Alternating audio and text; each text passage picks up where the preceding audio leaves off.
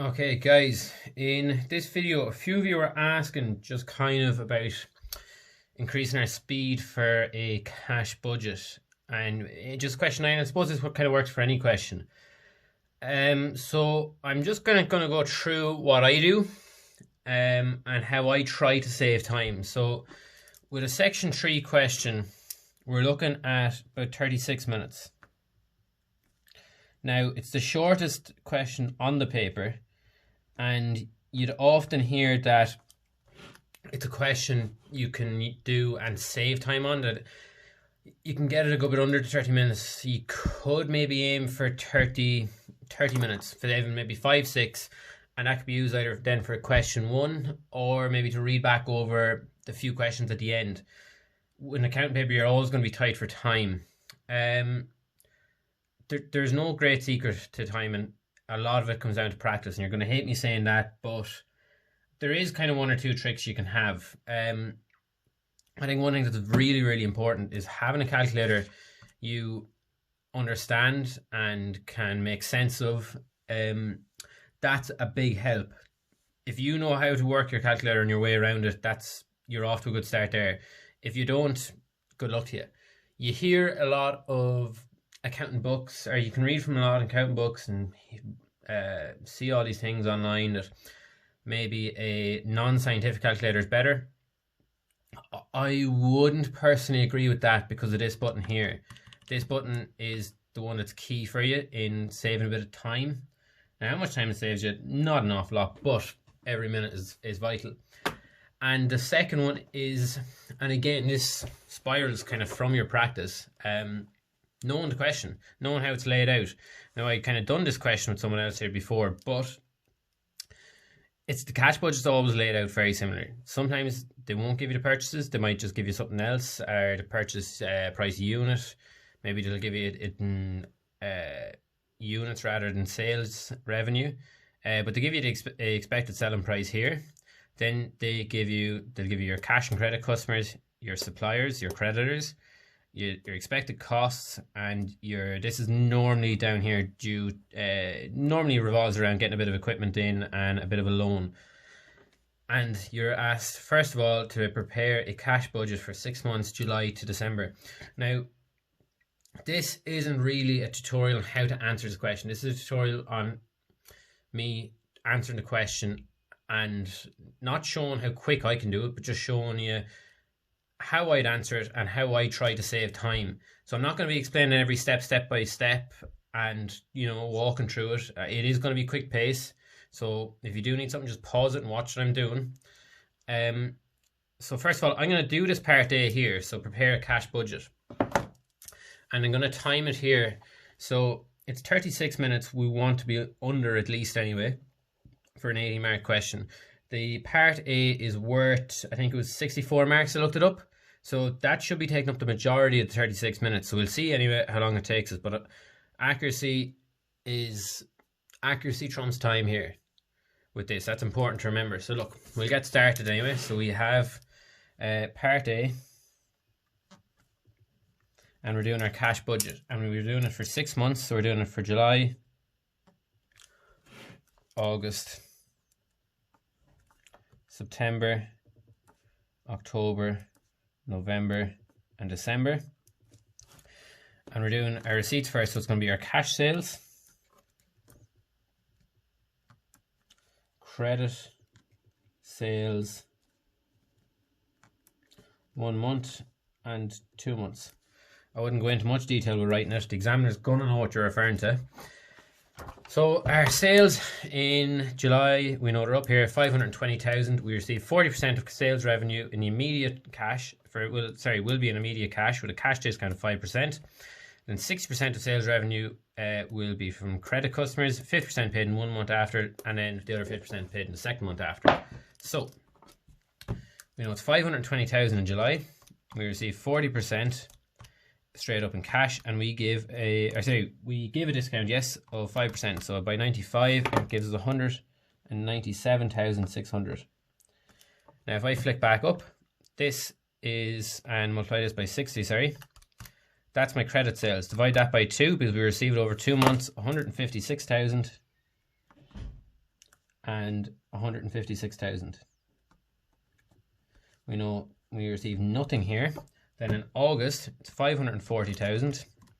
5 by 100 times 40, divide that by 100, multiply that by 95 for the 5% discount, 205,200. If I go back up again, multiply this by 60, our credit sales, divide that by 2 for each month, 162,000, and we're forming that bridge, the steps pattern going up.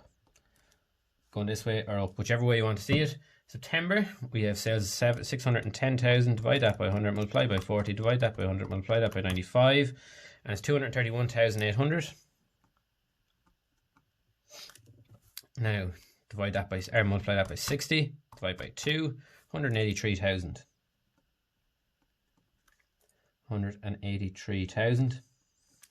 October, we are looking at 630,000. Divide by 100 times 40, divide that by 100 times 95. You get into a pattern of doing this, so that's fine. And we will save enough time that we can go back over and check our mistakes, but the more practice you do here, the less likely you are to make mistakes and the more comfortable you will get with your speed on your own calculator.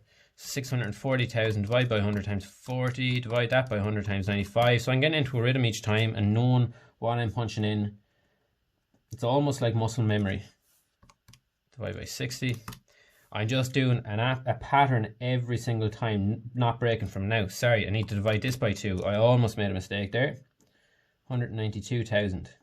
So that can happen, but I spotted it from just eye.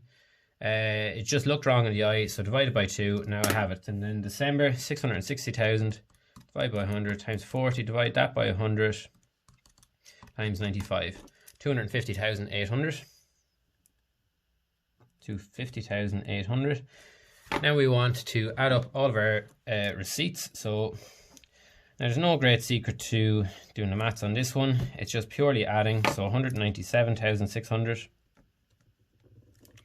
and 205,200 plus 156,000 gives us 361,200. Now I'm probably going to go quiet doing this because I don't need to talk you through the maths, and it's probably going to be irritating listening to me for any more longer just punching in random numbers. So I'll get this filled in.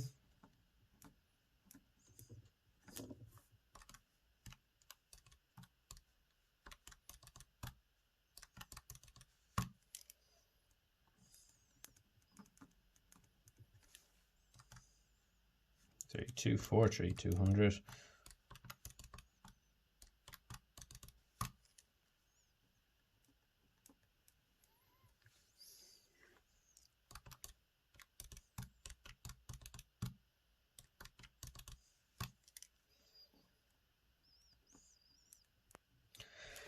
Okay, and we know our cash budget then. Next heading is going to be our payments.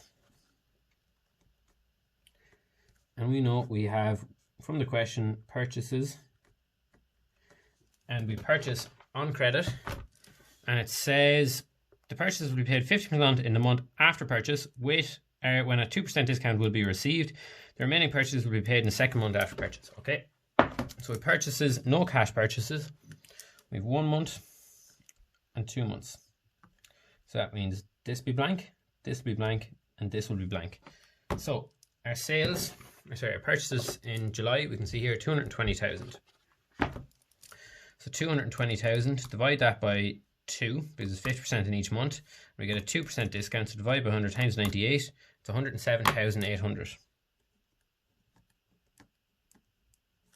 And if I flick up on here, I've divided by 2, it's 110,000 with no cash discount, and that will go in here. In August, 240,000, divide by 2, divide by 100 times 98, because we get a 2% discount, 117,600. Move up, 120,000.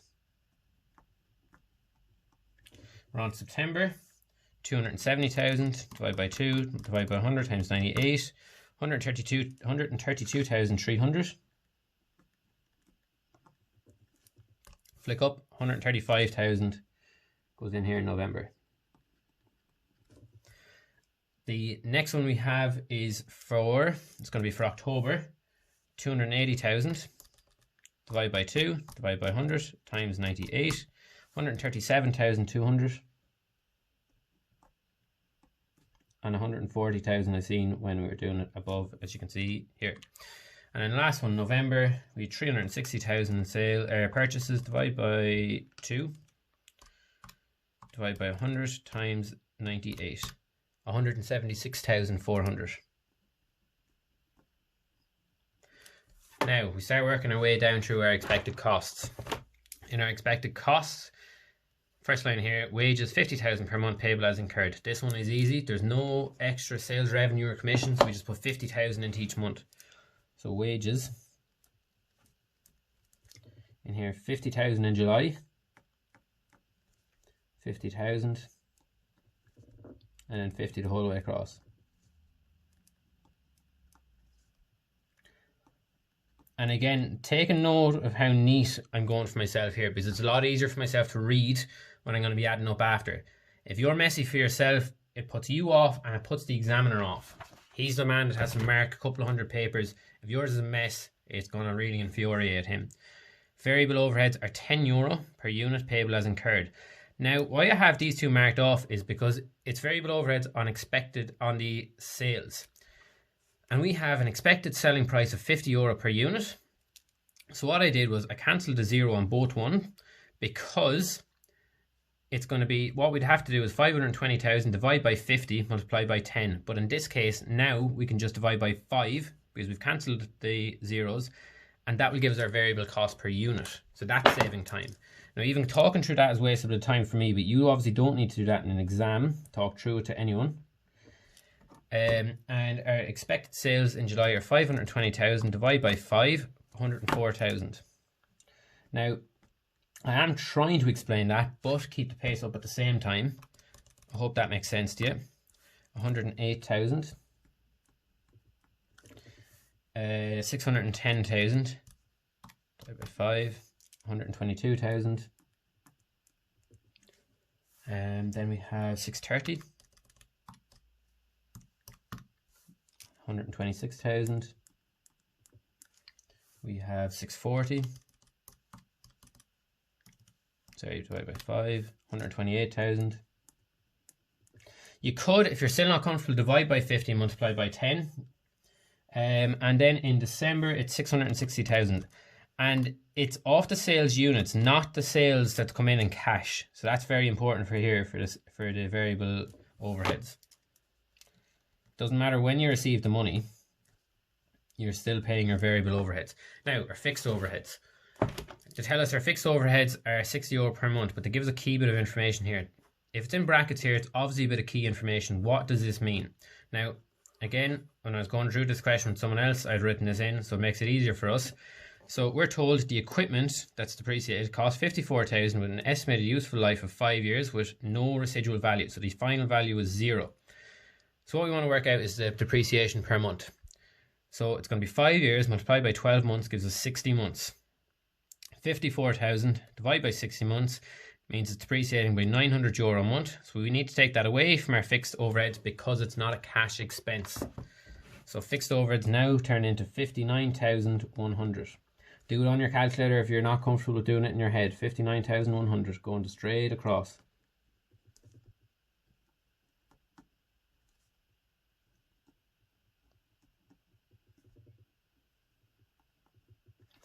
Next one we have in, we were reading about it there. That's our expected cost done. We have now our capital cost. We bought equipment for 54,000. We bought it in July.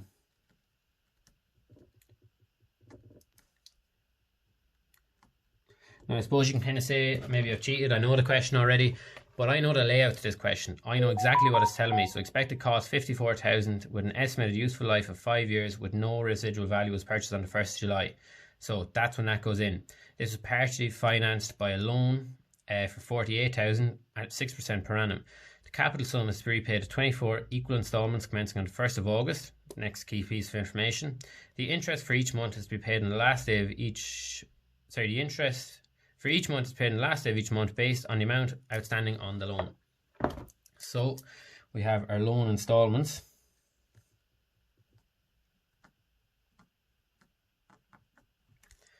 And we're told that they start in August and it's 48,000 in 24 months and they're equal installments.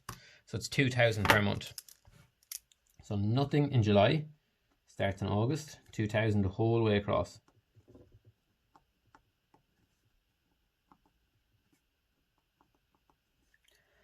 And now we have our loan interest.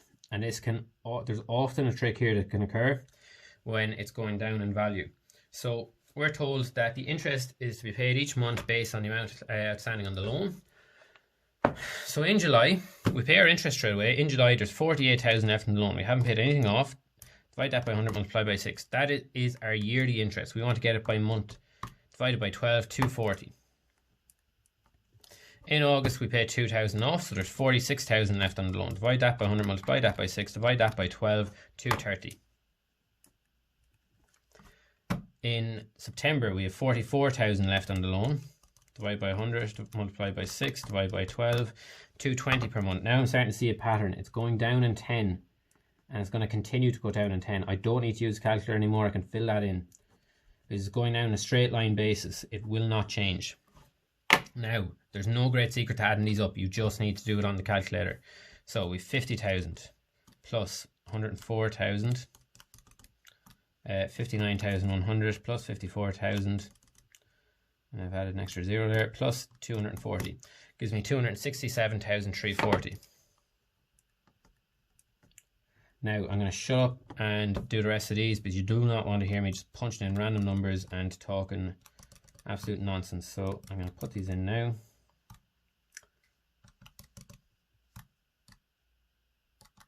One thing I've done there at the end, I'll just add is I have added the two last figures, which is easily done because it's just going to be 2,000 plus 2,000, 2,000 plus 230 gives us 2,230. Yes. So I'm just adding the two together, makes the life a bit easier going down if I put in less numbers. So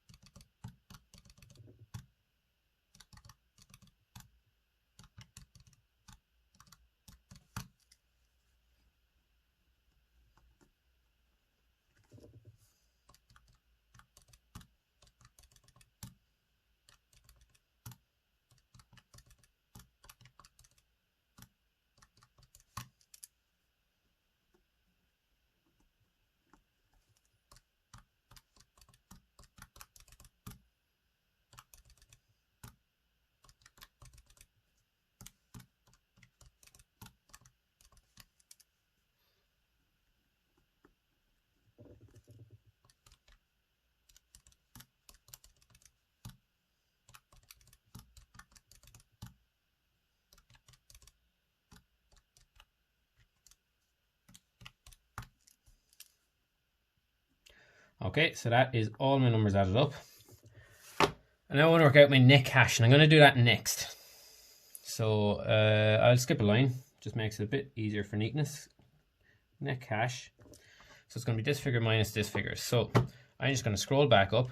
I have this figure here now, and I can punch it in 197,600. And it gives me 69,740. I know this figure is bigger than this figure, so it's going to give me negative. That's one way you can do it. I just prefer to do it the other way because I know some people can just get a bit confused with the calculator and maybe put in that as a positive. So don't get caught out doing that. Now 34,070.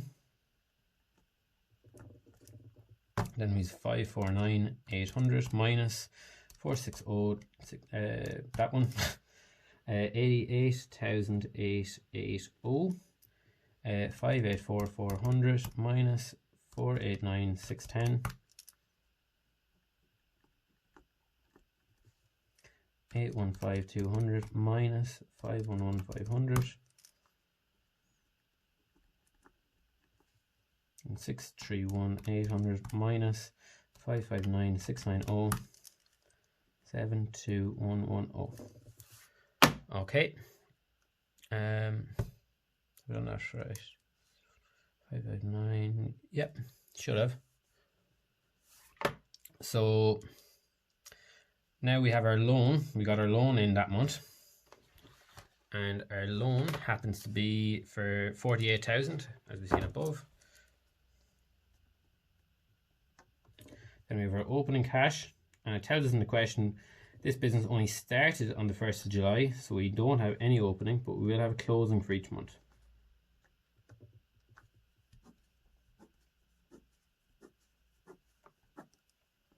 So negative 69,740. 69,740 minus 48,000. I didn't bother putting the sign in wrong first, so it's going to be 740 and put brackets around it, because we know this is smaller than this. Bring that up here. And now I'm going to take away from that the 34,070. That gives me 12,330, and I know in my head it is bigger.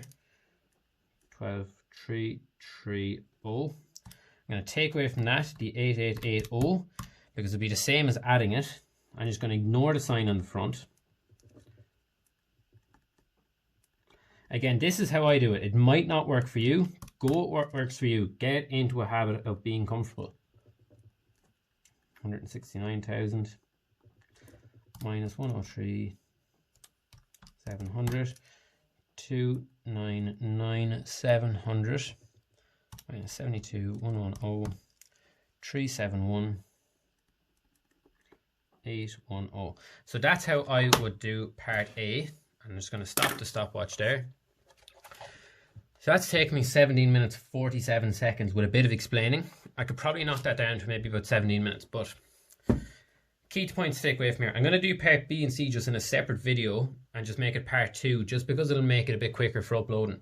But key points still stand here. What do we have? We have neatness, we have accuracy, and we have the right answer. Now, if I'd made a mistake, I could keep going, and I'm going to save my time at the end where I can read back over it and just double check, is there any figures there that maybe stand out with being wrong?